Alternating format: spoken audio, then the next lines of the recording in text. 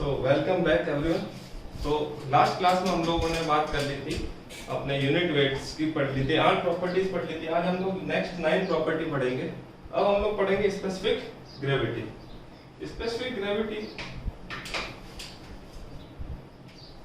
Property number 9, specific gravity. अभी specific gravity होता है, देखो स्पेसिफिक ग्रेविटी पहले तो दो तरह की होती है, बट होता क्या, सिंपली हम बात करते हैं unit weight of any substance to the unit weight of standard substance. क्या होता है? Unit weight of any substance to the unit weight of standard substance. अब जैसे मान लो हमें सॉइल का फाइंड आउट करना है, तो unit weight of soil to the unit weight of water. अब स्टैंडर्ड सब्सटेंस की बात करें, in case of solids and liquids, solids and liquid, standard substance क्या हो जाता है अपने?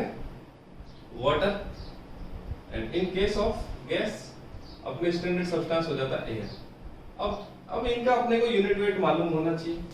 वाटर का क्या होता है? 9.81 किलो न्यूटन पर मीटर क्यूब, 9.81 किलो न्यूटन पर मीटर क्यूब। अपने यहाँ पर यही काम का, ठीक है। वैसे इसका 0.0013 होता है, पर अपने काम का नहीं है अभी यहाँ पे, ठीक है। और बस अपने को इतना पता होना चाहिए, स्टैंडर्ड गैस के केस में एयर होता है और सॉलिड्स और लिक्विड के केस में वाटर। अब ये स्पेसिफिक ग्रेविटी होती है अपने दो तरह की। पहला होता है absolute specific gravity, absolute specific gravity. अब इसको एब्सोल्यूट स्पेसिफिक ग्रेविटी को हम लोग किससे डिनोट करते हैं? जीएस या जी से। किससे? जी या जीएस से। तो एब्सोल्यूट इसको ट्रू भी बोलते हैं, ट्रू स्पेसिफिक ग्रेविटी भी बोलते हैं। अब देखो बात क्या है कि एब्सोल्यूट या इसको ट्रू क्यों बोलते हैं? ट्रू का मतलब क्या है कि अपन बात किसकी कर रहे हैं? सॉइल की बात कर रहे हैं।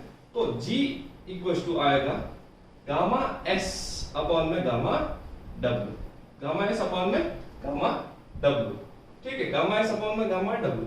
अब ये जनरली क्या होता है कि कौन से टेम्परेचर पे मेजर करता है? At 4 degree Celsius. अब कुछ लोगों ने यहाँ पर 27 डिग्री सेल्सियस पढ़ा होगा, वो इंडिया के लिए स्टैंडर्ड जो है वो 4 डिग्री सेल्सियस है। अब 4 डिग्री सेल्सियस ही क्यों? क्योंकि ये जो गामा डब्ल्यू का जो यूनिट वेट है ना 9.81 किलो न्यूटन पर मीटर क्यूब, ये सिर्फ और सिर्फ 4 डिग्री सेल्सियस पाता है। 4 से कम पे भी कम हो जाता है और 4 से ज्यादा पे भी कम। इनकी जो डेंसिटी है, हमने जो डेंसिटी पढ़ी थी वाटर की, क्या 1 ग्राम पर सीसी, वो डेंसिटी कितने डिग्री सेल्सियस में? 4 से कम टेम्परेचर होगा तब भी डेंसिटी डिक्रीज हो जाएगी, और 4 से ज्यादा होगा तब भी क्या हो जाएगा? डेंसिटी डिक्रीज हो जाएगी। तो इसलिए G equal to gamma S upon gamma W at 4 degree Celsius, ठीक। अब गामा S क्या है? Unit weight of solids. अगर मैं इसको फॉर्मूले की फॉर्म में लिखूं तो G equal to gamma S का फॉर्मूला अपने को पता है क्या होता है?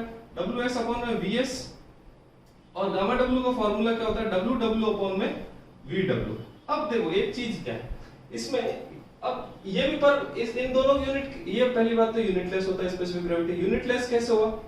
यूनिटलेस अपने ऐसे हुआ कि इसकी भी यूनिट किलो न्यूटन पर मीटर क्यूब यूनिट वेट की, और इसकी भी किलो न्यूटन पर मीटर क्यूब, तो कैंसिल आउट हो जाएगी। अब ये जो पर मीटर क्यूब है, इसका मतलब वॉल्यूम क्या ले रहे हैं हम लोग? 1 मीटर क्यूब। वॉल्यूम हम लोग क्या ले रहे हैं? 1 मीटर क्यूब, 1 मीटर क्यूब या फिर 10 मीटर क्यूब। अगर इसका वॉल्यूम 1 मीटर क्यूब है तो इसका भी 1, इसका 2 है तो इसका भी 2, इसका 10 है तो इसका भी 10। यानी कि वॉल्यूम अपना क्या होता है? सेम। वॉल्यूम सेम है, इसका मतलब VS इक्वल टू क्या हो जाएगा? VS equal to VW। In case of सिर्फ स्पेसिफिक ग्रेविटी की बात करूं, जब हम लोग स्पेसिफिक ग्रेविटी मेजर करते हैं तो सॉलिड्स का वॉल्यूम और वाटर का वॉल्यूम हम लोग सेम रखते हैं। तो मान लो 1 मीटर क्यूब में कितना वेट आ रहा है पानी का, और उतने ही वॉल्यूम में, सेम वॉल्यूम में कितना वेट ऑफ सॉलिड्स आएगा, इसी को बोलते हैं स्पेसिफिक ग्रेविटी। तो अब अगर डेफिनेशन की बात करें तो unit weight of any substance to the unit weight of standard substance at same volume, at same volume. बस ये चीज आपको ध्यान रखनी है, वॉल्यूम अलग नहीं करना है। तो G को मैं किस फॉर्म में लिख सकता हूं? WS अपॉन में WW में, ऐसे भी लिख सकता हूं, ठीक है, कोई दिक्कत नहीं। अपने ये हो गया। अब स्पेसिफिक ग्रेविटी से अपने को स्पेसिफिक ग्रेविटी पूछ लेते हैं कभी कभी। क्या किनकी पूछ लेते हैं? कुछ सॉइल्स की। तो अगर इनऑर्गेनिक सॉइल है, इनऑर्गेनिक सॉइल है तो उसकी स्पेसिफिक ग्रेविटी होती है जनरली 2.6 से लेकर 2.9, ठीक है। अगर क्वेश्चन में गिवन नहीं है तो इनमें से हम लोग कोई भी वैल्यू ले सकते हैं। और अगर वही सॉइल ऑर्गेनिक है, अगर ऑर्गेनिक सॉइल है तो हमको क्या लेना है, ऑर्गेनिक सॉइल के लिए लेना 1.2 से 1.4, बट हम जनरली भी कुछ लेते हैं। ये तो हो गया कि इनमें से कुछ लेना है, लेकिन जनरली क्या लेते हैं, यहाँ पे हम लोग लेते हैं generally 2.65 for inorganic soil and 1.2 for organic soils. तो आप लोगों को ये सारी चीजें याद रखनी है, बहुत बार क्वेश्चन में गिवन नहीं होती स्पेसिफिक ग्रेविटी, ठीक है।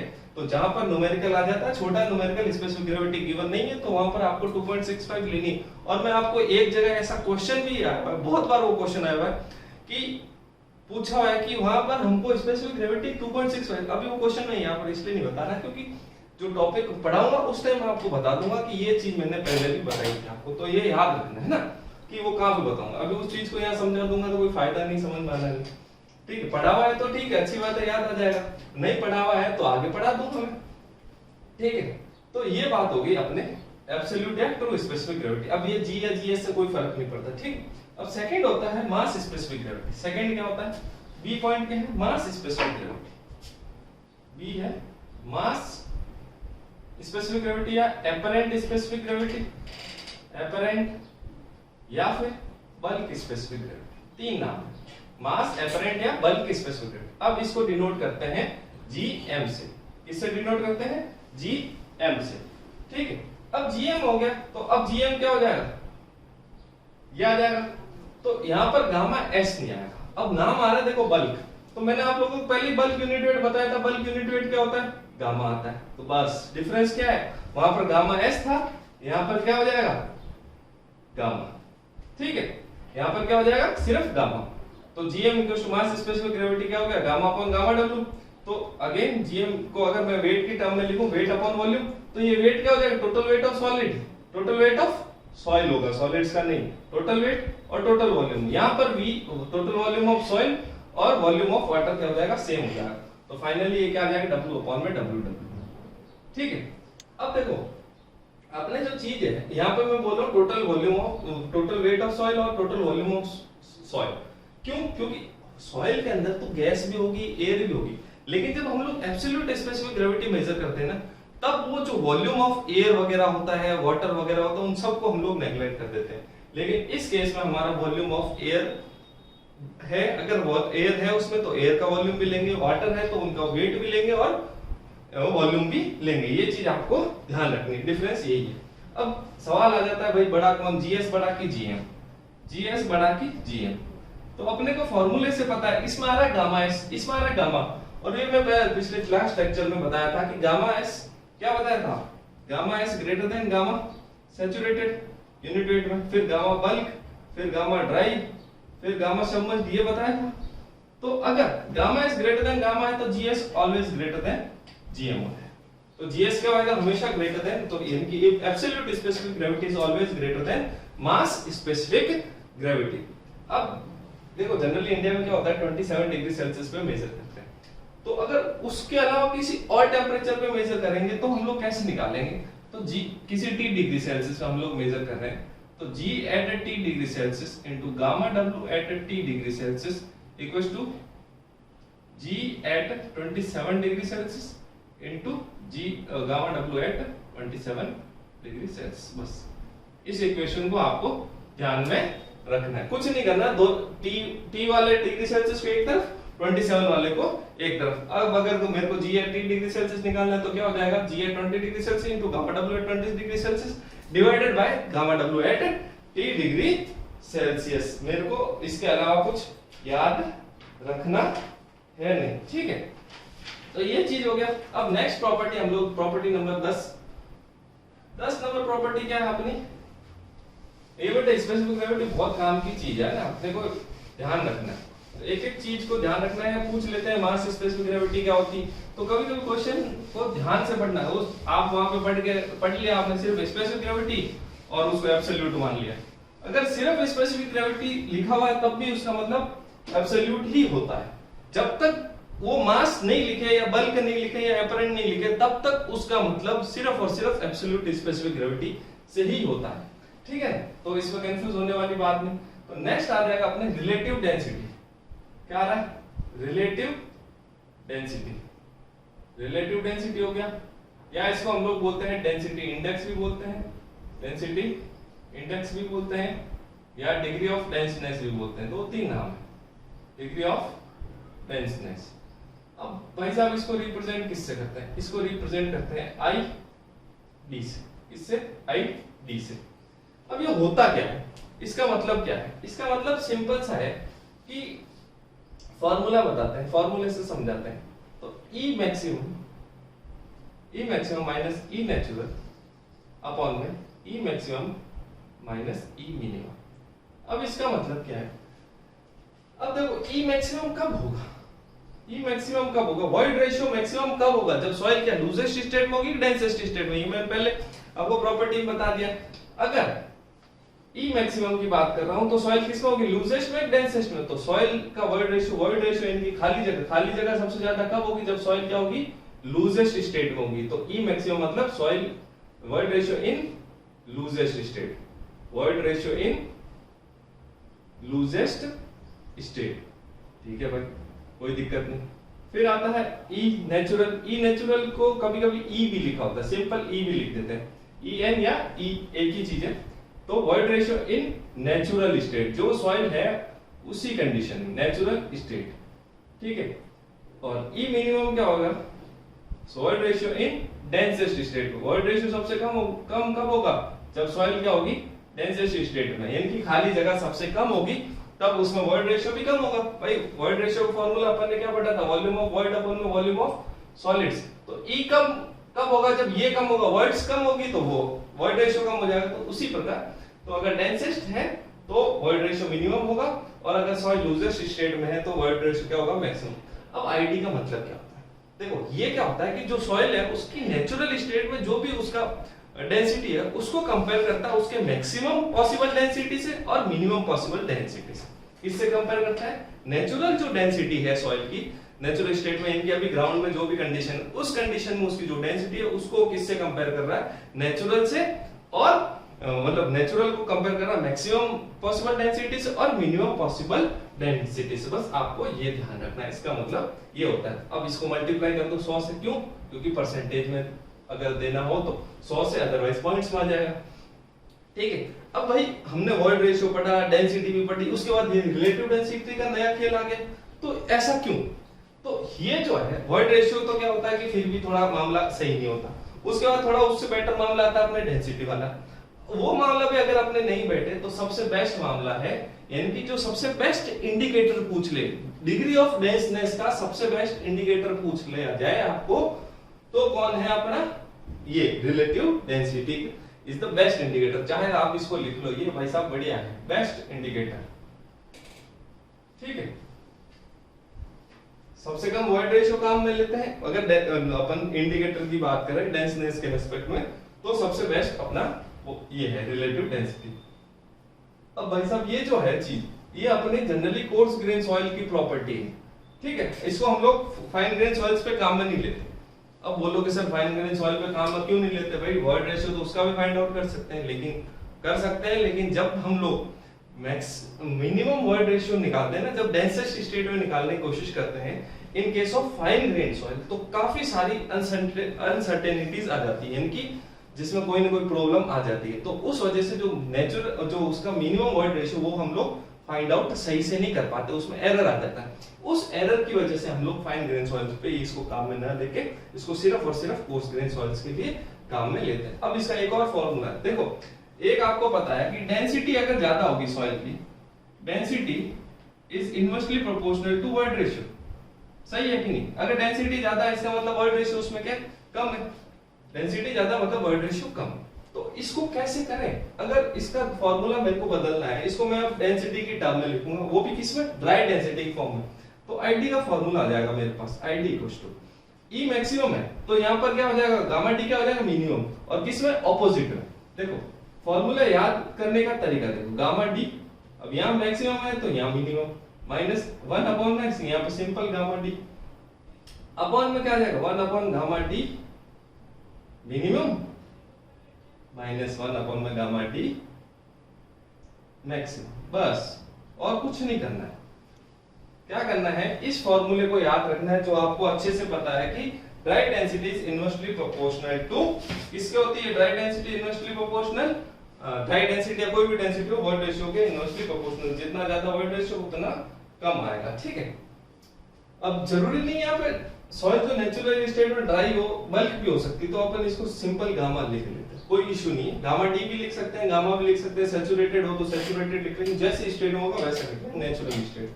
तो इसलिए मैंने इसको बल्क की फॉर्म में कन्वर्ट कर दिया, इसको सही से डी लिख लेते हैं, ठीक है। तो ये समझ में आ गया। अब क्या होता है, कभी कभी क्वेश्चन में ऑब्जेक्टिव में ये वाला फॉर्मूला ना देके वो क्या करता है, एक नया फॉर्मूला बनाता है। अब नया फॉर्मूला कैसे बनेगा, मैंने एलसीएम ले लिया, ऊपर वाले का एलसीएम ले लिया, नीचे वाले का एलसीएम ले लिया। तो मेरे को पता है कि यहाँ पर नीचे एलसीएम क्या आएगा, gamma into gamma D minimum, नीचे आएगा gamma D maximum into gamma D minimum. तो गामा डी मिनिमम तो ऊपर और नीचे दोनों तरफ कट हो जाएगा, तो यहाँ पर आ जाएगा gamma D maximum ID equals to gamma D maximum upon में गामा इनटू, अब क्या आ जाएगा, gamma minus gamma D minimum, gamma minus gamma D minimum upon में gamma D maximum minus gamma D minimum. कभी कभी ये फॉर्मूला भी दे देता है, तो ये भी याद कर लो बेटा, याद तो सारे ही करने हैं भाई। ऑब्जेक्टिव है, ऑब्जेक्टिव में मान लो आपको सिर्फ ये फॉर्मूला आता है, ये दोनों नहीं आते तो, और क्वेश्चन में मान लो ये पूछ ले अपना, तो बेटा गर्क हो जाए। अपने को तो सिलेक्शन चाहिए, तो अपने को हर पॉसिबल जो फॉर्मूला है वो यहीं पे ट्राई करना है। यहाँ पर चाहे अपने को आधा घंटा लग जाए उस फॉर्मूले में, लेकिन परीक्षा में अपने को एक झटके में क्लिक होना चाहिए कि भाई ये फॉर्मूला। एक चीज हमेशा ध्यान रखो, वहां पर आप है ना ऑप्शंस से ट्राई मत करो कि यार ये ऑप्शन सही होगा कि वो, आप अपना आंसर अपने दिमाग में बैठाओ और फिर वो ढूंढो कि वो आंसर कहाँ गया। अपने को आंसर ऑप्शन से आंसर नहीं लगाना, अपने को अपने आंसर में से ऑप्शन ढूंढना है, ठीक है ना। तो जो आंसर अपने को पता है उसमें से ऑप्शन ढूंढो। अब भाई पूछोगे कि सर इसकी मिनिमम और मैक्सिमम वैल्यू क्या होगी, तो आईडी की मिनिमम वैल्यू और मैक्सिमम वैल्यू बात कर लेते हैं। अब ये नीचे वाले मिटा देता हूं मैं, ये सब मिटा देता हूं, ठीक है। अब मैक्सिमम और मिनिमम, अब एक चीज सोचो, अगर मान लो ई नेचुरल जो है वो ई या ई नेचुरल जो है इसके बराबर हो गया ई मैक्सिमम, मान लो, यानी कि जो सॉइल जो नेचुरल स्टेट में है वो लूजेस्ट कंडीशन में, सॉइल जो नेचुरल स्टेट में वो लूजेस्ट कंडीशन में, तो आईडी की वैल्यू क्या हो जाएगी, जीरो। आईडी इक्वल आ जाएगा जीरो कब, soil is in loosest state, soil किसमें, इज इन लूजेस्ट स्टेट, ठीक है भाई। अब अगर मान लो जो नेचुरल कंडीशन में है वॉइड सॉइल, उसका वो क्या है, ई मिनिमम के बराबर, वॉइड रेशियो जो नेचुरल है वो ई मिनिमम के बराबर। इसका मतलब क्या आएगा, आईडी क्या आ जाएगा, आईडी आ जाएगा 100। 100 कैसे आया भाई, दोनों सेम है, ऊपर और नीचे सेम आ गया तो 1 आ जाएगा। तो सॉइल इज इन किस में आ जाएगा, डेंसेस्ट स्टेट। यानी कि अगर सॉइल नेचुरली जो प्रेजेंट सॉइल है उसमें अगर वॉइड रेशियो ई मैक्सिमम के बराबर है तो सॉइल किस में है, लूजेस्ट स्टेट में। और अगर वॉइड रेशियो उसका ई मिनिमम के बराबर है तो सॉइल किस में, डेंसेस्ट स्टेट में। तो अपने को ये पता लग गया कि वॉइड रेशियो की वैल्यू इससे किसके बीच में जा रही है, 0 से 100। तो इसको लिख सकते हैं 0 less than equal to ID less than equal to 100। तो अपर लिमिट और लोअर लिमिट का खेल भी हो गया, ठीक है। फॉर्मूला पढ़ लिया, अपर लिमिट लोअर लिमिट पढ़ ली, ठीक है। तो अब इसमें एक और चीज है, कभी कभी ऐसे दे रखा होता है आईडी परसेंटेज में, ठीक है, और इधर पूछ लेते हैं डिस्क्रिप्शन, लिख देते हैं डिस्क्रिप्शन ऑफ सॉइल। अब क्या है कि अगर आईडी की वैल्यू 0 से 15 है, फिर 15 से 35 है, फिर 35 टू 65 है, फिर 65 टू 85 है, एंड देन 85 टू 100 है, तो सॉइल किस कंडीशन में, तो अगर 0 टू 15 यानी कि आईडी की वैल्यू बहुत कम है तो सॉइल क्या है, very loose soil, very loose soil. V stands for very, है ना। 15 से 35 है तो सिर्फ लूज सॉइल, 35 टू 65 है तो मीडियम डेंस सॉइल। क्या लिखना है, मीडियम डेंस सॉइल। अब इसको खाली मीडियम नहीं लिखना है, मीडियम डेंस लिखना है। 65 टू 85 है तो डेंस सॉइल, और अगर 85 टू 100 है तो वेरी डेंस सॉइल, ठीक है। ये आपको टेबल याद करनी है, बहुत इंपॉर्टेंट है बेटा। अब इसमें भी टेबल में भी एक और अंदर चला जाता है, वो कभी कभी पूछ लेता है कॉम्पैक्टेड डेंस सैंड की आईडी पूछ लेता, किसकी, कॉम्पैक्टेड डेंस सैंड। अब देखो ऑब्जेक्टिव है तो वो कहीं से भी पूछ सकता है, कॉम्पैक्टेड डेंस सैंड की आईडी पूछ लेता है, तो उसकी आईडी होती है 0.95 यानी कि 95%। ये भी याद रखो।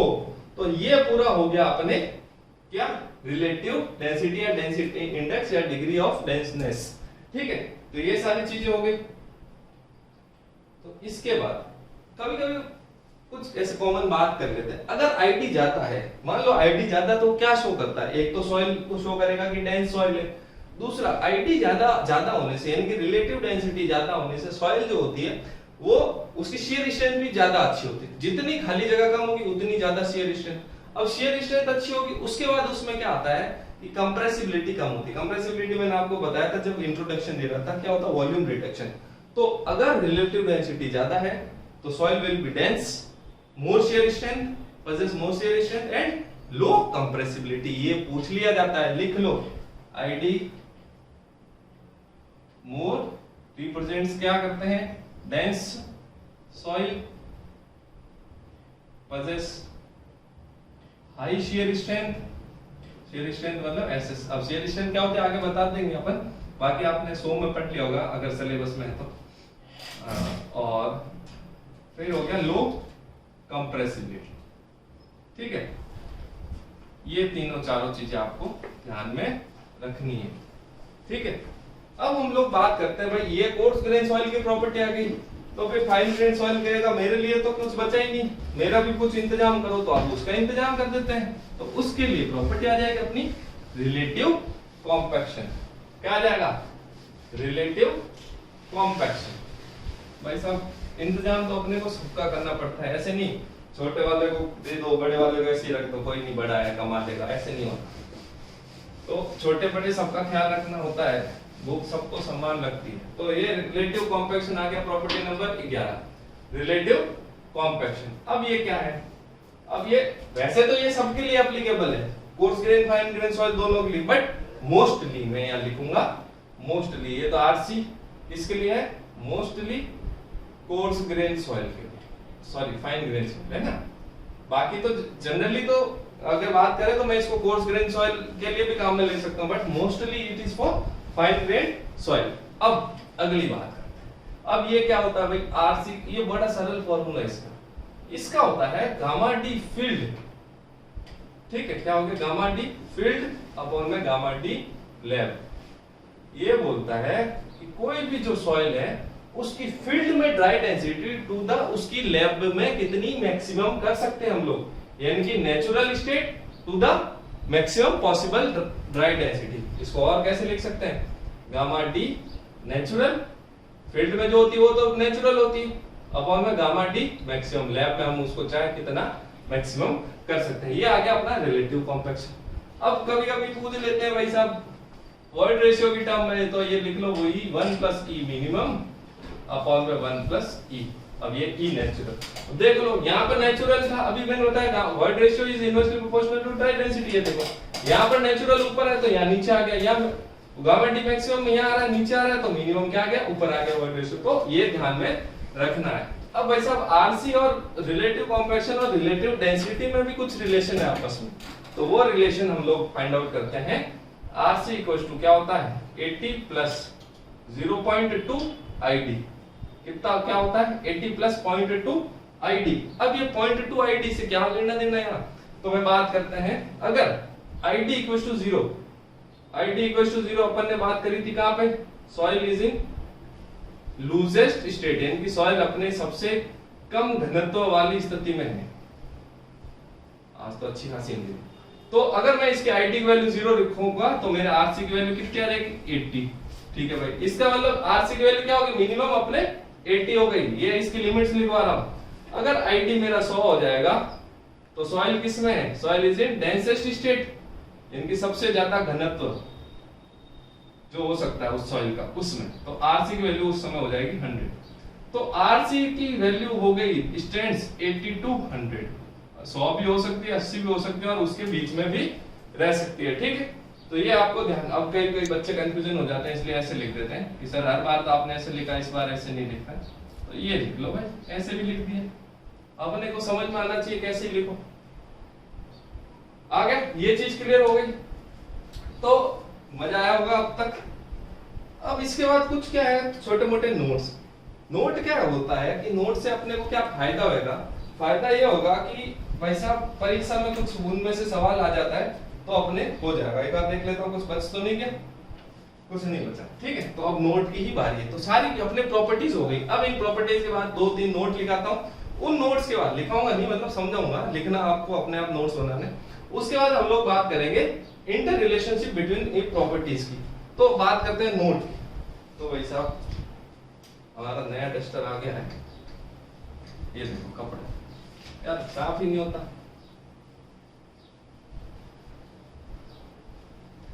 तो भाई साहब नोट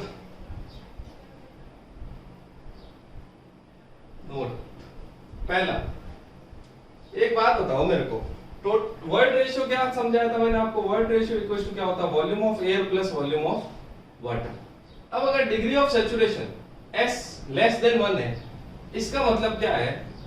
इसका मतलब क्या है? वॉल्यूम ऑफ वॉइड जो है उसके अंदर कुछ न कुछ, टोटल वॉल्यूम ऑफ वॉइड में कुछ न कुछ एयर है, यानी कि कंप्लीटली वाटर नहीं है।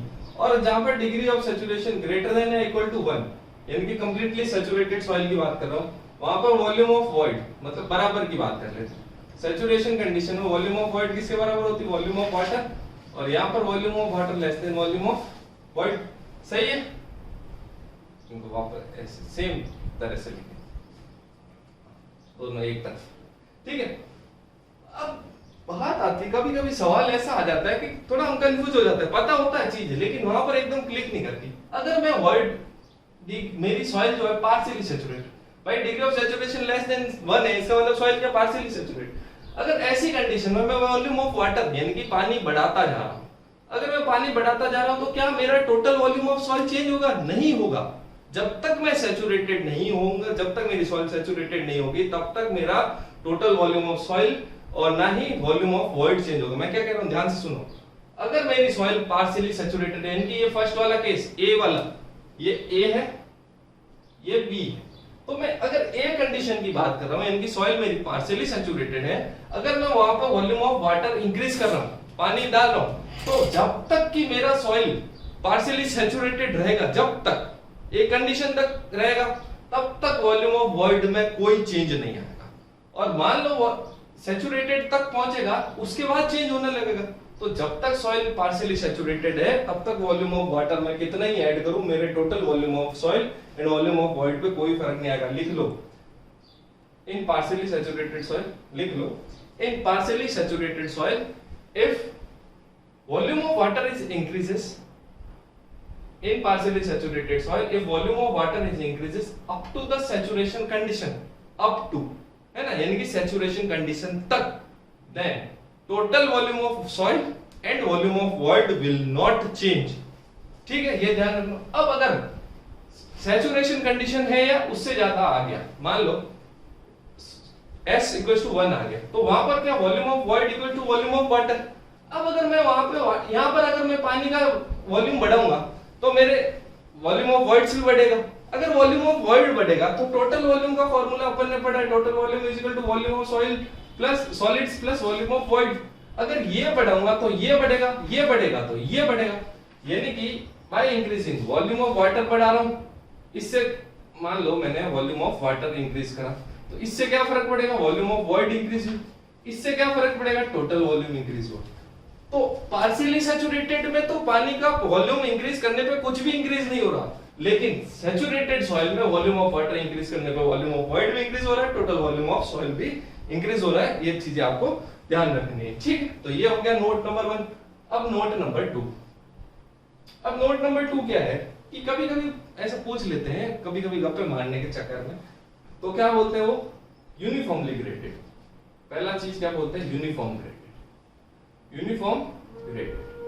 अब ये यूनिफॉर्म ग्रेडेड भी आगे आएगा, बस अभी तो रटने के हिसाब से देख लो इसको। Uniform graded classification of soil में मैं इनको अच्छे समझाऊंगा। और spherical shape, uniform graded spherical shape, ठीक है, किसका? सॉइल का। Spherical shape of solid particles, soil के जो पार्टिकल है वो कैसे स्फेरिकल शेप है और यूनिफॉर्म ग्रेडेड। अभी यूनिफॉर्म ग्रेडेड का मतलब ये समझ लो कि सभी क्या है, एक ही साइज के हैं, all particles are of same size, तो uniform graded. Spherical shape of solid particle. तो जो वॉइड रेशियो होगा वो 2 कंडीशन में हो सकता है, इनमें 2 कंडीशन बन सकती है। पहली कंडीशन क्या बनेगा, या तो मैक्सिमम वाला, दूसरा क्या बनेगा, या मिनिमम वाला। अब भाई साहब मैक्सिमम कंडीशन कब होगी? वॉइड रेशियो की बात हो रही है। वॉइड रेशियो ये लिख लो, E equals to maximum and A equals to minimum. कब होगा? वॉइड रेशियो मैक्सिमम तब होगा जब उनका अरेंजमेंट, पार्टिकल्स का अरेंजमेंट कैसा होगा? Cubical array. अब बोलोगे सर ये क्यूबिकल एरे क्या है, तो ये भी समझेंगे हम, यहाँ पे समझाने के लिए, कोई मजे करने के लिए थोड़ी है।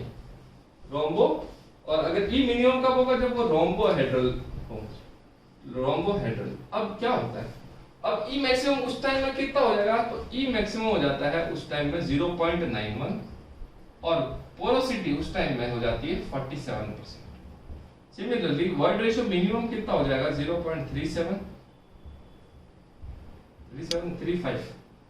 0.35 और वॉइड पोरोसिटी हो जाएगा 26%। ठीक है, तो ये चीजें आपको ध्यान में रखनी है। ठीक है, अब इसको रोम्बोहेड्रल को अपन प्रिज्मोइडल भी बोलते हैं, प्रिज्मोइडल। अब ये होता क्या है? सिंपल सी बात बताऊं मैं, पार्टिकल मान लो ऐसे अरेंज है। अब देखो भाई, गोल गोल तो मेरे से बनेंगे नहीं, लिख तो दिया, फिर भी जैसे मेरे को गोल बनाना आता है मैं वैसे गोल बनाता हूं। ये अगर पार्टिकल ऐसे अरेंज है, एक के ऊपर एक है, क्या है? एक के ऊपर एक, यानी कि परफेक्टली ये 90 डिग्री, ये जो एंगल बन रहा है यहाँ पे कैसा बन रहा है? 90 डिग्री। इनके बीच में आपस में कैसा बन रहा है? ये 90 डिग्री। अगर ये ऐसा बन रहा है तो मेरा क्या होगा? Cubical array. आपस में क्या बन रहा है? 90 डिग्री। अब मतलब क्या है इनका? मतलब देखो मैं आपको समझाता हूं। जैसे ये कोई पार्टिकल है, ये मान लो स्फेरिकल है, इसके जस्ट ऊपर ही है, इसके साइड में नहीं, इसके जस्ट ऊपर आ रहा है। एग्जैक्टली अगर उसके ऊपर है तो सारे पार्टिकल एक के ऊपर एक है, इनके बीच में कहीं नहीं जा रहे। अगर मैं बॉल्स को ऐसे सजाऊं मेरे को बहुत जोर आएगा, लेकिन जब ऐसे होता है तो ये जो बीच में खाली जगह आ रही है ना, ये वाली, ये अपने क्या आती है? मैक्सिमम आती है। अगर ये जगह मैक्सिमम आएगी तो वॉइड रेशियो भी क्या होगा? मैक्सिमम होगा। ठीक है, तो ये वॉइड्स हो गई, ये देखो ये ऐसे, ये सारी क्या वॉइड्स है। तो ये वॉइड्स क्या होंगी? एक तो बड़ी बड़ी वॉइड्स होगी और मैक्सिमम होगी। ठीक है, अब एक ये चीज हो गया। अब जो दूसरा लिखा है मैंने रोम्बोहेड्रल, वो अरेंजमेंट कैसा होता है? तो भाई साहब देखो ऐसे बनाया मैंने। अब क्या होगा? ये जो बीच में खाली जगह है ना, वहां चले जाएंगे। ये देखो ये फर्क आ गया। ये जो यहाँ पे खाली जगह है आपस में, ये देखो, अब इसके ऊपर वाली किस में आ जाएगी? इसके ऊपर वाली इस लेयर में आ जाएगी। थोड़ा गोल नहीं बनने के चक्कर में मिल नहीं रहे आपस में, बाकी ऐसे एकदम अच्छे से मिले हुए। ठीक है, तो इस केस में ये जो एंगल बनता है ना, यहाँ पे अपने को एंगल कोई नहीं पूछ रहा, एंगल तो सिर्फ समझाने के लिए। ठीक है, ये बनता है 60 डिग्री का, यहाँ बनता है क्यूबिकल एरे में 90 डिग्री, यहाँ पे बनता है 60 डिग्री का। एंगल से कोई लेना देना नहीं है। ध्यान क्या रखना है कि अगर ये देखो, जैसे मैं आपको 4-5 मार्कर समझा रहा, ऐसा आपको दिखेगा नहीं, लेकिन फिर भी कोशिश करो कि अगर ये जैसे 3 मार्कर स्फेरिकल है भाई, ऊपर से इनका सरफेस तो स्फेरिकल है, तो इनकी खाली जगह के बीच में ला रहा हूं। ये मैंने खाली जगह के बीच में रख दिया।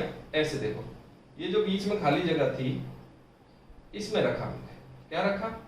खाली जगह के, तो यार कहीं कहीं पे इनके कैप की वजह से दिक्कत हो। ये देखो खाली जगह के बीच में रखा तो मेरा आएगा प्रिज्मोइडल एरे, और अगर खाली जगह में नहीं रख के एग्जैक्टली ऊपर रखूंगा तो मेरा आएगा क्यूबिकल एरे। इसमें क्या होता है कि जो पार्टिकल होता है, एक ये मान लो मैं सेंटर वाले की बात करूं, ये वाले क्रॉस वाले की, तो किसके कांटेक्ट में कितने नंबर ऑफ पार्टिकल? ये 6 के कांटेक्ट में। एक ये नीचे वाला, 2 ऊपर वाला, 3 ये साइड वाला, 4 ये साइड। बोलो सर 4 ये 2 और का, एक इसके पीछे है, एक आपके सामने है। जो दो क्या है? एक इसके इधर वाला, ये क्रॉस सेक्शन है भाई, एग्जैक्टली तो है नहीं ना, एक इसके पीछे, तो 6 के कांटेक्ट में रहता है। 6 नंबर ये पूछ लेता है क्यूबिकल एरे में कितने के कांटेक्ट में रहता है? 6 नेबरिंग के। और इस कंडीशन में ये भाई साहब चले जाते हैं 12। ये डिफरेंस है। अब जितना आप ज्यादा लोगों के बीच में रहोगे उतनी आपकी क्या होगी? डेंसिटी ज्यादा होगी। मान लो आपके इलाके में ज्यादा लोग रह रहे हैं, मतलब डेंसिटी ज्यादा, तो आपके पड़ोसी भी ज्यादा लोग होंगे। तो सिंपल सा मतलब, ज्यादा पड़ोसी तो वॉइड रेशियो आपका मिनिमम, कम पड़ोसी तो वॉइड रेशियो आपका मैक्सिमम। तो ये चीजें पूछ ले कभी कभी, ये 35% है, ये 26% है ना, तो ये आपको ध्यान में रखना है। तो भाई इसके साथ अपने ये सब चीजें खत्म हो गई, प्रॉपर्टीज खत्म हो गई नोट्स के साथ। अब इसके बाद हम लोग बात करेंगे inter relationship between soil property. तो अब हम लोग बात करते हैं इंटर रिलेशनशिप बिटवीन प्रॉपर्टीज। अब तुम लोग बोलोगे सर हमको तो सीधा रिलेशन लिखा दो, तो उसका कोई फायदा नहीं है भाई। रिलेशन आया कहां से समझ में आना बहुत जरूरी है। लिखाने का तो क्या है, नोट्स आपको कहीं मिल जाएंगे, तो अपना यह मोटो है समझाना, ठीक है। शॉर्ट नोट्स नहीं बनवा रहा हूं मैं। तो भाई साहब अब inter relationship between particle, soil properties. तो inter relationship between soil properties. यार राइटिंग सुधारनी है, कैसे सुधारे, ठीक है। तो सबसे पहली रिलेशनशिप बिटवीन, देखो ये है भाई डब्ल्यू एस और ये स्मॉल डब्ल्यू, ये सब कौन है? कैपिटल डब्ल्यू क्या होता है अपना total weight of soil, W S क्या होता है वेट ऑफ सॉलिड्स, और ये छोटा डब्ल्यू कौन है? ये वाटर कंटेंट था ना। वाटर कंटेंट का फार्मूला क्या लिखा था? Wait of water upon weight of solids. ये था डब्ल्यू अपॉन में डब्ल्यू एस। तो भाई साहब अब ये क्या कैपिटल डब्ल्यू का फार्मूला क्या होता है? कैपिटल डब्ल्यू इक्वल्स टू क्या होता है? Weight of water plus wait of solids. अगर मैं यहां से डब्ल्यू एस कॉमन ले लूं, डब्ल्यू एस कॉमन, तो डब्ल्यू अपॉन में डब्ल्यू एस प्लस 1, तो ये क्या है? ये वाटर कंटेंट आ गया। तो कैपिटल डब्ल्यू इक्वल्स टू हो गया डब्ल्यू एस इंटू 1 प्लस छोटा डब्ल्यू। सिमिलरली इसी प्रकार एक दूसरा रिलेशन पढ़ते हैं अपन वी एस और वॉइड रेशियो में। तो वॉइड रेशियो का फार्मूला क्या होता है? वी अपॉन में वी एस। तो भाई टोटल वॉल्यूम किसके बराबर होता है? V plus V S. तो यहां से मैंने क्या लिया, देखो इसमें ऐसा कुछ, ये तो सरल वाले है ना, मजा अभी मजा आना चालू होगा। यहां से वी एस कॉमन ले लिया, तो 1 प्लस वी अपॉन में वी एस, ये क्या आ गया? Void ratio. तो total V equals to V S into 1 plus E. अभी फिर ये बहुत बेसिक फॉर्मूला है, लेकिन इनको समझाने का कराने का मतलब ये है कि आगे सारे क्या है, काम आने वाले तुम्हारे, है ना। तो ये सारी चीजें आपके काम आने वाली है, ये डायरेक्ट ये रिलेशन यहाँ से काम आने वाला। कभी कभी क्या होता है, मान लो परीक्षा समय हो और आपको ये याद नहीं आ रहे, तो आप फाइंड आउट कर सकते हैं, इसलिए करा हुआ हो तो सही रहता है। तो नेक्स्ट बात करते हैं हम लोग वॉइड रेशियो और पोरोसिटी में रिलेशन। अब वॉइड रेशियो और पोरोसिटी में क्या रिलेशन है भाई? सिंपल बात है। पहली बात तो वॉइड रेशियो का फार्मूला क्या होता है? E equals to VV upon में वीएस, ठीक है। और पोरोसिटी नीटा क्या होता है? वीवी अपॉन में टोटल वी। तो मैं इसको लेके करता हूं 1 अपॉन, इसको उल्टा कर दिया, 1 अपॉन नीटा इक्वल्स टू वी अपॉन में वीवी। तो वी को क्या लिख सकते हैं? अभी यहां देखो यही कर रहा है, वी को मैं क्या लिख सकता हूं? VV plus VS. तो 1 अपॉन नीटा इक्वल्स टू वी अपॉन में वीवी प्लस वीएस अपॉन में वीवी अपॉन में वीवी, ठीक है, कोई दिक्कत? तो 1 अपॉन नीटा इक्वल्स टू हो गया 1 प्लस ये क्या हो गया 1 अपॉन में ई, तो नीटा इक्वल्स टू आ जाएगा ई अपॉन में 1 प्लस ई। अब इनको सॉल्व करने पे ई अपॉन में 1 प्लस ई आ जाएगा। और पोरोसिटी नीटा आ गया, तो वॉइड रेशियो क्या आ जाएगा? नीटा अपॉन में 1 माइनस नीटा। देखो कहा कैसे करा मैंने नीटा वाला फॉर्मूला लिया, आप चाहो तो इसको भी ले सकते हो, कोई इश्यू नहीं है, ठीक है। किसी को भी कैसे करो, तो इसको लिया मैंने उल्टा कर दिया, टोटल वॉल्यूम को मैं क्या लिख सकता हूँ? वीवी प्लस वीएस होता है, मेरे को पता है, तो मैंने वीवी प्लस वीएस लिख के डायरेक्ट देखो एक स्टेप में आगे बढ़ गया। तो यहां से लिख दो भले वीवी प्लस वीएस अपॉन में वीवी। तो फिर इनको मैंने अलग अलग कर दिया, कर सकते हैं ऐसे अलग अलग कर दिया। फिर मैंने उनको जो था उस नाम लिख दिया वापस, और फिर ये रिलेशन आ गया इनको वापस इंटरचेंज करने से, ठीक है। तो इंटरचेंज में नहीं बता रहा मैं आपको, कहां से आया वो चीज है। इंटरचेंज में चले गए तो फिर तो समय यही इंटरचेंज में खत्म हो जाएगा, है ना। अपने को समय बर्बाद नहीं करना है। अगला EWGS, किसमें? EWGS। अब ये बोलोगे G और S का मतलब यहाँ वो GS नहीं, एब्सोल्यूट स्पेसिफिक ग्रेविटी बात नहीं हो रही, यहाँ S दूर अलग है। मैंने आपको वहां पे बताया था, मैं सिर्फ और सिर्फ स्पेसिफिक ग्रेविटी को G लिखता हूँ, ठीक है। तो E void ratio, W water content, G specific gravity and S degree of saturation में रिलेशन क्या है। तो सबसे पहले E का फार्मूला क्या होता है? VV upon VS। अब भाई साहब इससे मेरे को क्या फाइंड आउट करने हैं आगे वाली चीजें। तो मैं इसको क्या करूंगा? VW से मल्टीप्लाई करा देता हूं। क्या करा देता हूं? VW से मल्टीप्लाई एंड डिवाइड। अब इसका क्या फायदा होगा? इसका फायदा कुछ ना कुछ तो होगा, इससे क्या निकलेगा अपने, डिग्री ऑफ सैचुरेशन आ जाएगा क्या? डिग्री ऑफ सैचुरेशन कैसा आएगा? VW ओपन VS क्या होता है, या VW ओपन VB क्या होता है? ये हो गया ना बेटा। तो E equals to 1 upon S, भाई डिग्री ऑफ सैचुरेशन क्या होता है? वॉल्यूम ऑफ वाटर अपॉन में वॉल्यूम ऑफ वॉइड, यही होता है, हाँ कि ना? तो ये हो गया 1 अपॉन S, फिर पीछे क्या बच गया? ये वाला VW बच गया और ये आ गया नीचे वाला VS। अब देखो, अब यहां से G की फॉर्म में ले आते हैं अपन, किसकी फॉर्म में? G फाइंड आउट कर लेते हैं। तो G इक्वल्स टू क्या होता है? गामा S अपॉन में गामा W था, गामा S अपॉन में गामा W, तो यहां से तो V कुछ इतनी फर्क पड़ रहा, तो गामा S इक्वल्स टू क्या होता है? Gamma S equals to WS upon में VS होता है। तो इसी प्रकार में गामा W इक्वल्स टू क्या हो जाएगा? WW अपॉन में VW। तो मेरे पास जो यहाँ पे VW है उसको मैं क्या लिख सकता हूँ? WW अपॉन में गामा W। तो ये S इधर ले गया, SE इक्वल्स टू VW की जगह क्या लिखा मैंने? WW अपॉन में गामा W, और VS की जगह मैंने क्या लिखा? WS अपॉन में गामा S। ठीक है, WS अपॉन में गामा S लिख दिया। तो इसको फिर आपस में SE चल रहा है, ये WW अपॉन में WS into gamma S upon में गामा W। तो wait of water upon weight of soil क्या होता है? थोड़ी देर पहले लिखाया था, पहला रिलेशन वाटर कंटेंट, और ये क्या होगा? Gamma S upon gamma W, ये होता है G। तो ये हो गया SE। तो ये कौन आ गया अपने? SE, सहवाग आ गया। कौन आ गया? Virender Sehwag. SE equals to WG। ये सबसे ज्यादा सवाल इसी फॉर्मूले में आते हैं, कोई भी परीक्षा में लगभग एक सवाल अपना फिक्स रहता है। ठीक है, ओपनिंग सवाल यही करता है ज्यादातर, अपने जैसे टीम इंडिया पहले सहवाग करता था, अपने यहाँ पर सोयल में ये वाला सवाल अपने ओपनिंग करता है। तो ये बहुत ही जरूरी रिलेशन है बेटा, आया कहां से वो भी जरूरी है। ठीक है, परीक्षा में क्या है कि अब रिलेशन पढ़ने का फायदा क्या होता है? मैं डायरेक्ट ये लिखा दूं, ठीक है, लेकिन बीच में ये वाले सारे फॉर्मूले रिकॉल हो जाते हैं, याद आते रहते हैं कि हाँ भाई ये पढ़ा था, जैसे ये याद आ गया, ये आ गया, ये आ गया।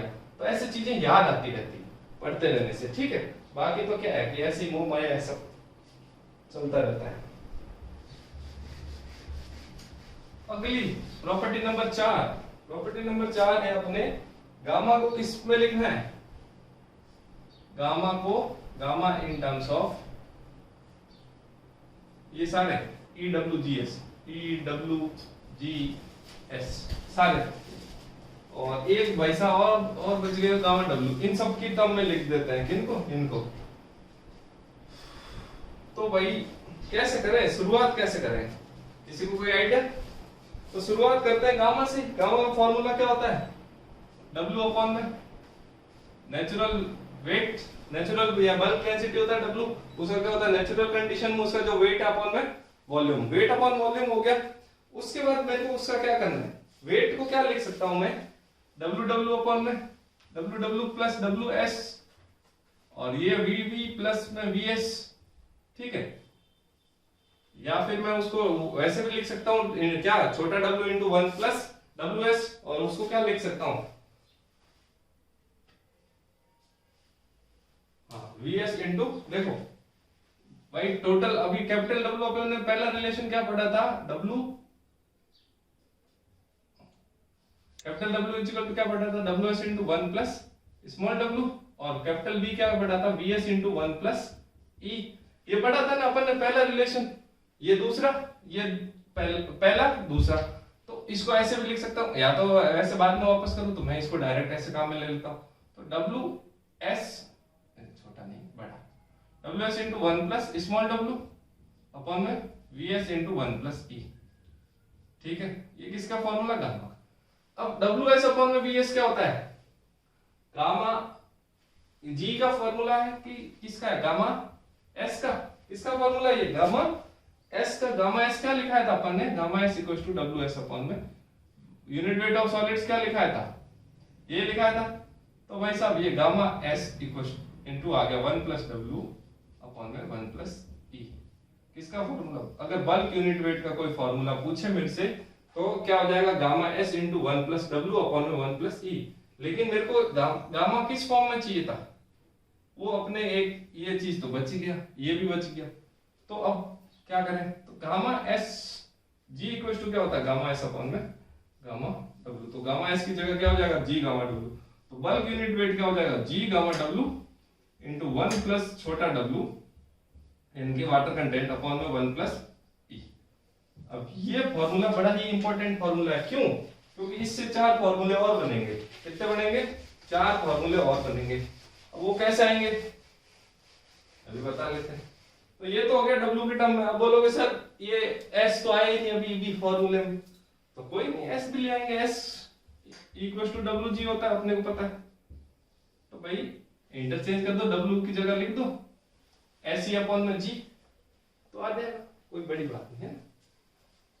लिखें कि रहने दें, लिखें कि रहने दें, लिख देते हैं। तो जी को अंदर डाल दो भाई। जी को अगर मैंने अंदर डाल दिया, gamma equal to gamma W into 1 into W plus, अरे डब्ल्यू क्या, G plus W G, G plus W G upon में 1 प्लस ई।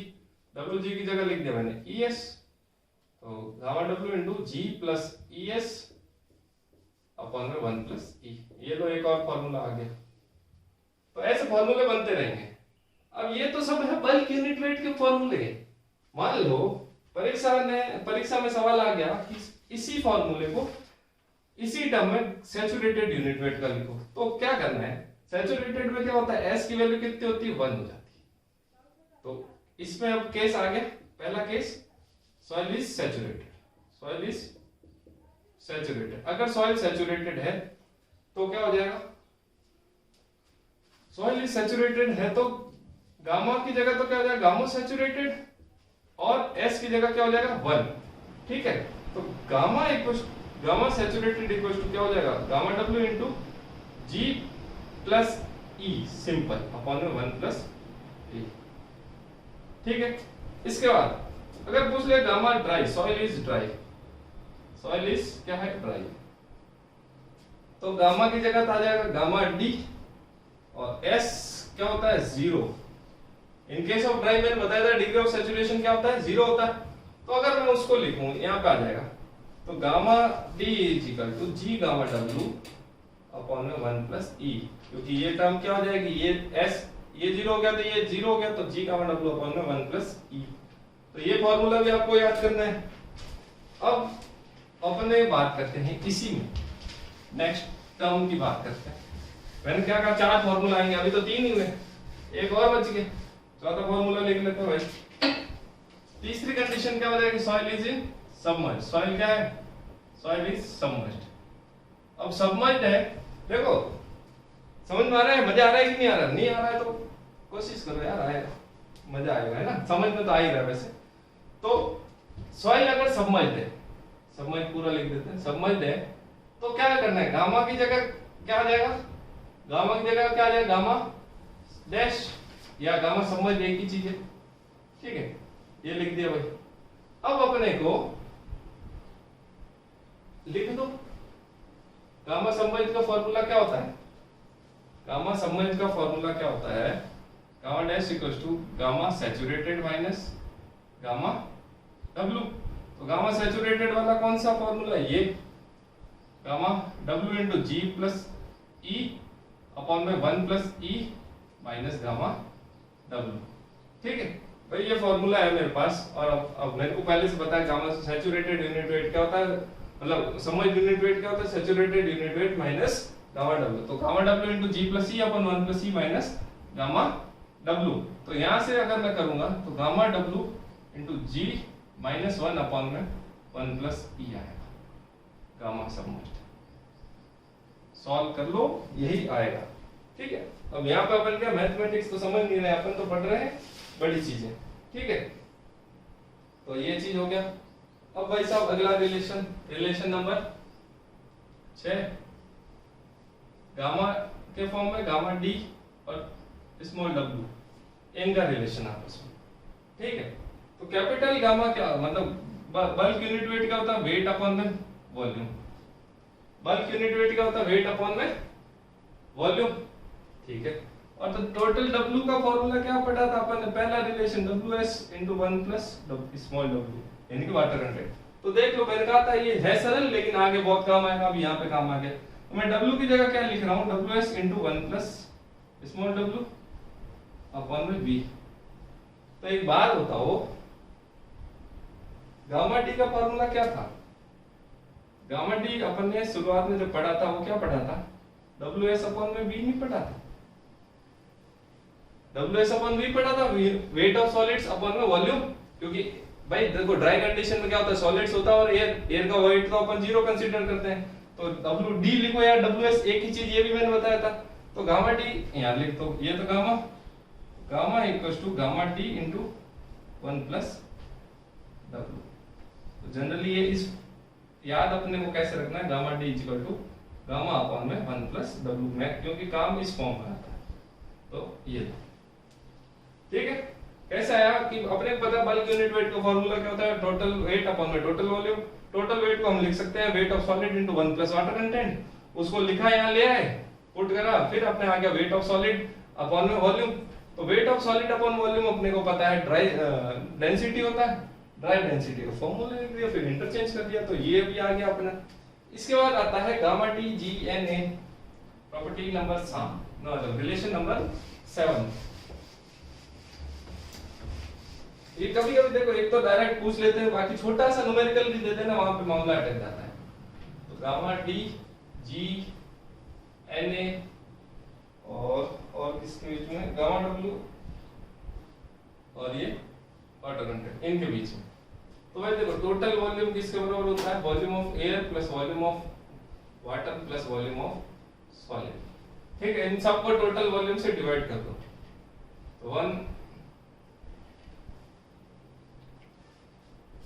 प्लस Vs अपॉन में V। तो ये हो गया, सारी चीजें बराबर आ गई। अब ये जब बराबर आ गया तो मेरे को एक बात बताओ, Na क्या होता है, परसेंटेज एयर वॉइड। फॉर्मूला क्या पढ़ा था, Na इक्वल्स टू क्या पढ़ा था, वॉल्यूम ऑफ एयर अपॉन में टोटल वॉल्यूम। अब यहाँ पे कंफ्यूज ना होते हो तुम, एयर कंटेंट में, एयर कंटेंट क्या होता है AC, उसका फॉर्मूला क्या होता है, वॉल्यूम ऑफ एयर अपॉन में वॉल्यूम ऑफ ऑइल। तो इसमें फर्क समझो। यहाँ पर अपने कौन सा बन रहा है, ये बन रहा है, देखो ये Na, तो इसको मैंने Na को इधर ले आया, 1 minus Na equals to VW upon में V प्लस Vs अपॉन में V। तो भाई साहब अब अपने को ये एक चीज तो आ गई। अब ये देखो बाकी और भी बहुत चीजें हैं, ठीक है। तो VW है अपने पास, V है, Vs है। VW को क्या लिख सकता हूँ, थोड़ी देर पहले पढ़ा था, गामा W इक्वल्स टू क्या होता है, WW अपॉन में VW क्या होता है भाई, यूनिट वेट ऑफ वाटर क्या होता है, weight of water upon volume of water है। Similarly unit weight of solids क्या होता है, weight of solids upon volume of solids. तो VW और Vs को इस टर्म में चेंज कर दूंगा मैं।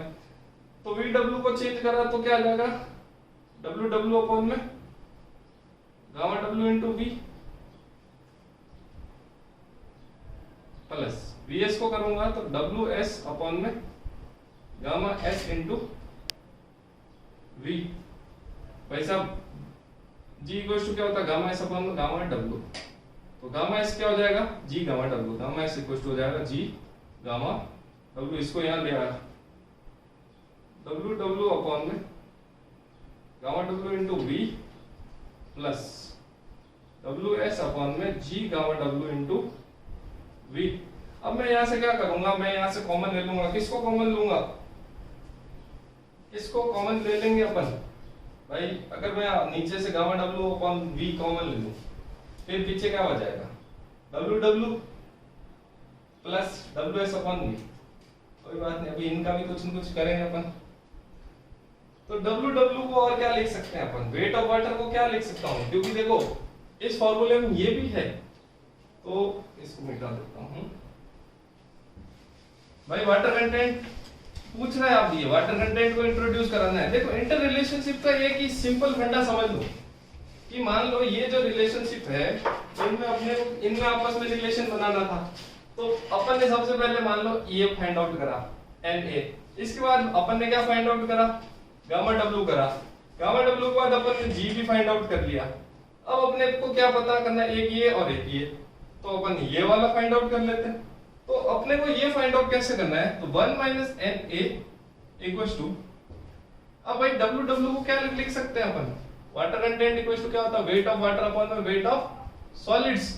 तो डब्ल्यू डब्ल्यू की जगह क्या हो जाएगा, डब्ल्यू डब्ल्यू इक्वल टू हो जाएगा water content into wait of solids. इसको मैं यहाँ पे यूज ले लूंगा, डब्ल्यू डब्ल्यू की जगह लिखा small W into W S upon में gamma W into V plus यहाँ पे डब्ल्यू एस अपॉन में जी गामा डब्ल्यू अपॉन में वी। हाँ अब मैं कॉमन ले लेता हूँ, क्या कॉमन ले लूंगा, डब्ल्यू एस अपॉन में गामा डब्ल्यू इनटू वी, ये मैंने कॉमन ले लिया।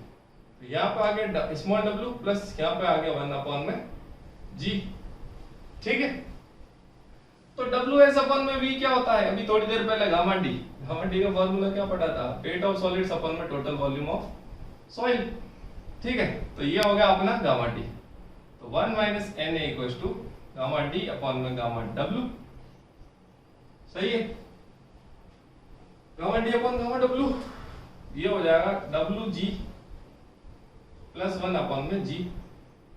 तो गामा डी की फॉर्म में लिखो अगर इसको, तो 1 minus N A into G gamma W upon में 1 प्लस डब्ल्यू जी। क्या करा मैंने सिंपल इंटरचेंज कर दिया लास्ट में।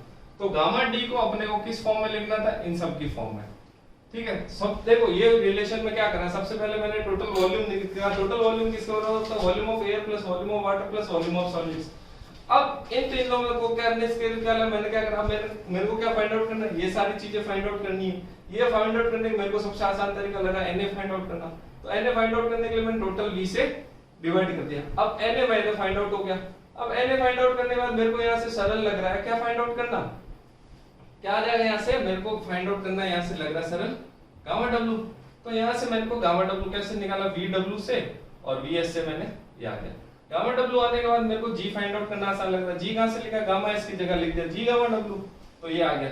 अब ये फाइंड आउट करने के बाद मेरे को वाटर कंटेंट फाइंड आउट करना। वाटर कंटेंट कहाँ से करूंगा, मेरे पास डब्ल्यू डब्ल्यू पड़ा है, डब्ल्यू एस पड़ा है, इनको मैंने कॉमन में लेके वाटर कंटेंट का formula W W upon W S लिख दिया। तो वहां से W W wait of water की जगह लिख दिया मैंने water content into wait of solids, फिर ये कॉमन ले लिया। तो डब्ल्यू एस अपॉन वी क्या होता है अपना ड्राई डेंसिटी, तो ड्राई डेंसिटी लिख दिया। उसके बाद मैंने क्या कर दिया, इन सबको इंटरचेंज कर दिया।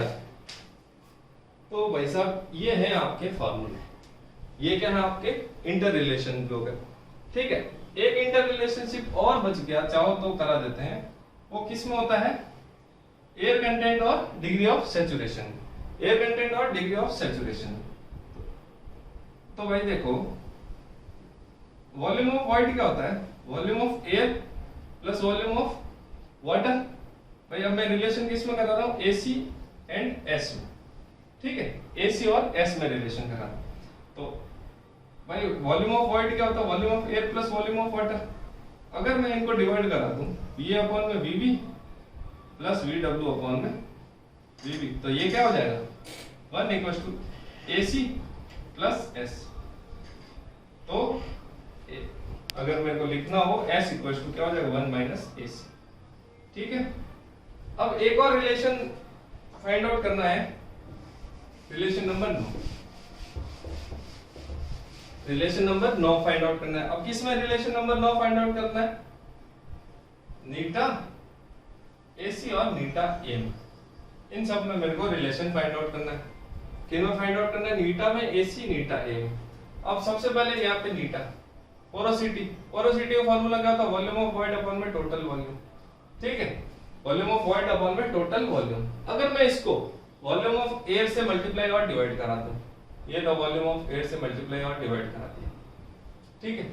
तो देखो VA अपॉन में टोटल V क्या हो जाएगा, volume of air, Neeta A का फार्मूला क्या होता है, वॉल्यूम ऑफ एयर अपॉन में टोटल वॉल्यूम। तो ये हो गया मेरा नीटा A, ठीक है। और दूसरा AC क्या होता है, AC का फार्मूला क्या होता है, वॉल्यूम ऑफ एयर अपॉन में वॉल्यूम ऑफ वॉइड अभी करा, तो ये आ जाएगा AC। ये देखो volume of air upon volume of void, ये नीटा। तो नीटा A इक्वल्स टू नीटा AC, नीटा A इक्वल्स टू नीटा AC। क्या, यानी कि percentage air void is equals to porosity into air content. ये अपने रिलेशन है सारे के सारे, ये काम आएंगे। और ये सारे रिलेशन आपको याद होने चाहिए। याद क्यों होने चाहिए? क्योंकि परीक्षा में आपके बहुत ही बहुमूल्य सवाल आते हैं यहाँ से। बहुमूल्य इसलिए क्योंकि पैसे मिलते हैं। पैसे कैसे मिलेंगे? नौकरी लगोगे तो जिंदगी बन जाएगी, तो पैसे कमाते रहोगे। एक सवाल से कभी मान लो पॉइंटों में रहोगे तब समझ में आएगा उस सवाल की वैल्यू, है ना? तो फिर लाखों रुपए उसी सवाल से कमाओगे। तो बहुमूल्य सवाल होते हैं सारे के सारे। आपको कोई चीज छोड़ना नहीं है कि यार ये मेरे को नहीं आता, ये नहीं छोड़ना। और जो जिसमें आप कमजोर हो सबसे पहले आप वही चीज करो, ठीक है? तो ये सारे रिलेशन हो गए अपने। इसके बाद अपन नेक्स्ट पढ़ेंगे इंडेक्स प्रॉपर्टीज। तब तक के लिए विदा लेते हैं, अपने समय समाप्त हुआ, ठीक है? Thank you.